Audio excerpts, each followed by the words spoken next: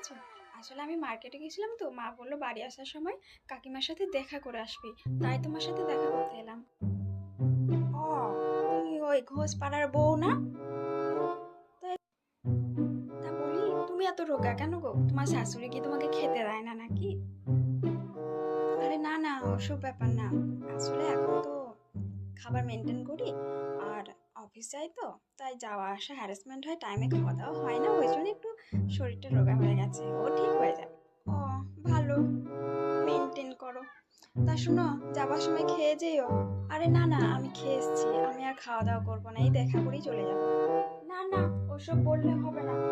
না, তোমার জন্য কয়েকটা টমেটো স্যালাড করেছি, এগুলো খেয়ে যাও। টমেটো খেলে না চেহারাটা একটু লাগবে, বুঝেছো? হুম। ওইভাবে রোগা শুটকির মতো হয়ে গেছো, ভালো লাগে না দেখতে। একটু মোটা